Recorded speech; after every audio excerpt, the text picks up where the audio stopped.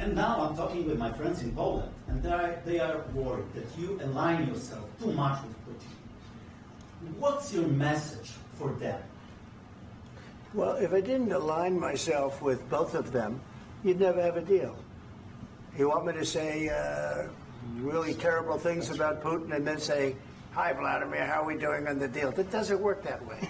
I'm not aligned with Putin. I'm not aligned with anybody. I'm aligned with the United States of America and for the good of the world. I'm aligned with the world, and I want to get this thing over with. You see the hatred he's got for Putin. It's very tough for me to make a deal with that kind of hate. He's got tremendous hatred, and I understand that, but I can tell you the other side isn't exactly in love with, him either. So it's not a question of alignment. I'm aligned with the world. I want to get the thing set. I'm aligned with Europe. I want to see if we can get this thing done. You want me to be tough? I could be tougher than any human being you've ever seen. I'd be so tough. But you're never going to get a deal that way. So that's the way it goes. All right, one more question. Hey, I want to respond to this. So look, for 4 years in the United States of America, we had a president who stood up at press conferences and talked tough about Vladimir Putin, and then Putin invaded Ukraine and destroyed a significant chunk of the country. The path to peace and the path to prosperity is maybe engaging in diplomacy. We tried the pathway of Joe Biden, of thumping our chest and pretending that the President of the United States' words mattered more than the President of the United States' actions. What makes America a good country is America engaging in diplomacy. That's what President Trump is doing. Can I ask you? Sure. Yeah? Yeah. Okay. So he occupied our parts, big parts of Ukraine, part of East and Crimea. So he occupied it on 2014.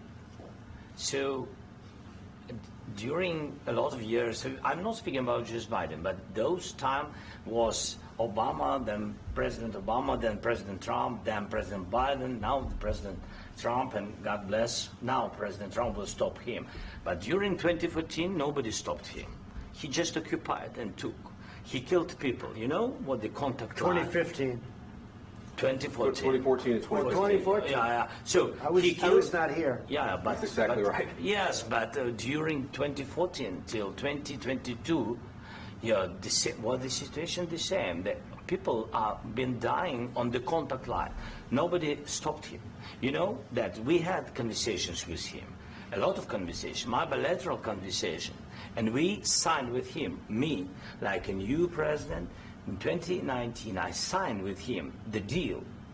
I signed with him, Macron and Merkel. We signed ceasefire. Ceasefire. All of them told me that he will never go. We signed with him with gas contract. Gas contract. Yes, but after that, he broken the ceasefire. He killed our people, and he didn't exchange prisoners. We signed the exchange of prisoners, but he didn't do it. What kind of diplomacy, JD, you are speaking about? What do you mean? I'm talking about the kind of diplomacy that's going to end the destruction of your country. Yes, but if you Mr. President, with respect, I think it's disrespectful for you to come into the Oval Office and try to litigate this in front of the American media. Right now, you guys are going around and forcing conscripts to the front lines because you have manpower problems. You should be thanking the President for trying to bring it into this conflict. Have you ever been to Ukraine that you say what problems we have? I have been to. Count once. I've actually watched and seen the stories, and I know what happens is you bring them on a propaganda tour, Mr. President. Do you disagree that you've had problems bringing people into your military? And do you think that it's respectful to come to the Oval Office of the United States of America and attack the administration that is trying to prevent the destruction of your country? A lot of questions. Let's start from the beginning. Sure. First of all, during the war, everybody has problems. Even you, but you have nice ocean and don't feel now, but you will feel it in the future. God bless. You don't know that. God bless. God bless. You will not have war. Don't tell us what we're going to feel.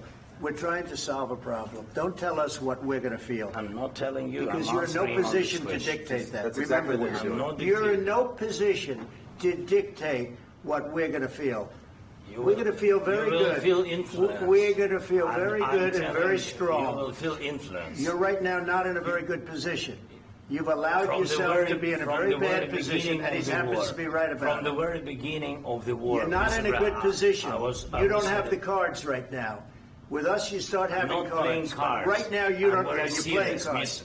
You're playing cards. You're gambling with the lives of millions of people. You're gambling with World War III. You're gambling with World War III.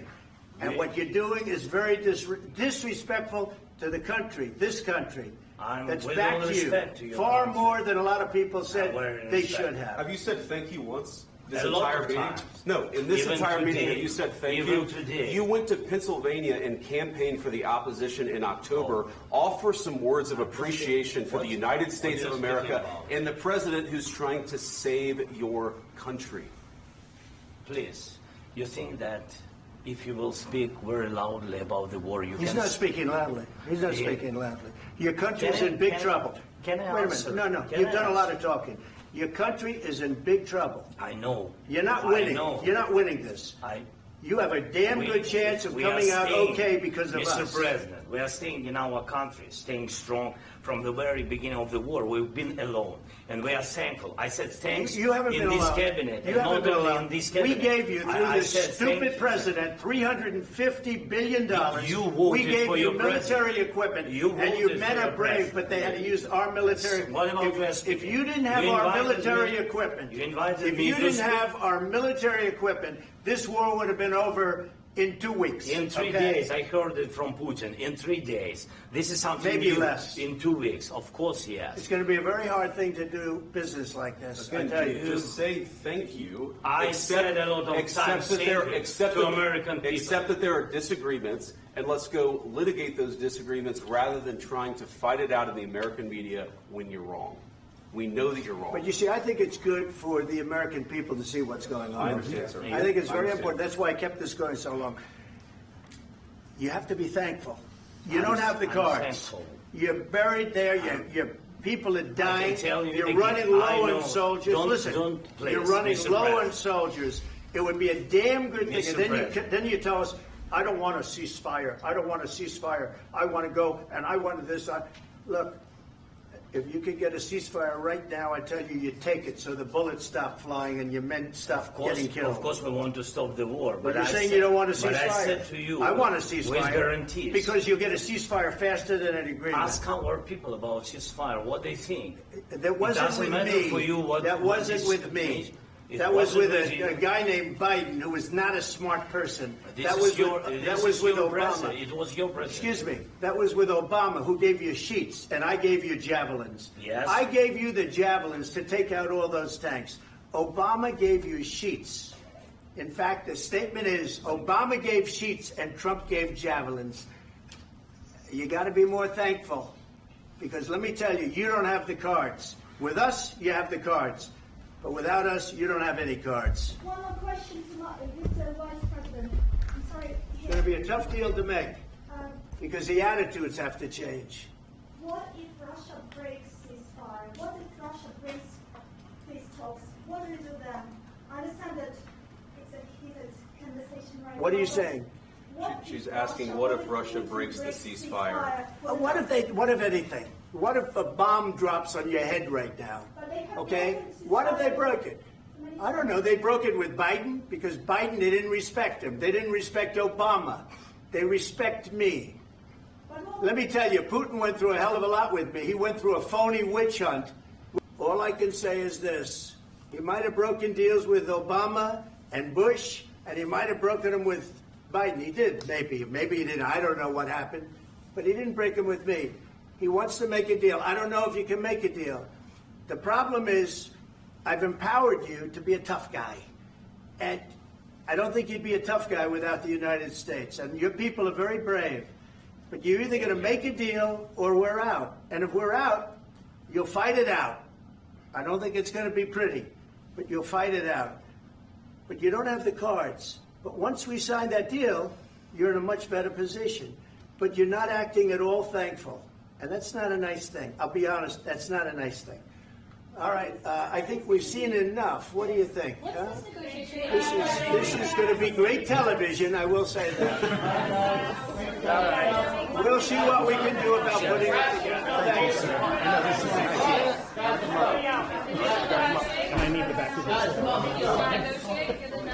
We'll see. I don't know. All right, guys, come on. Please. Hey, let's go.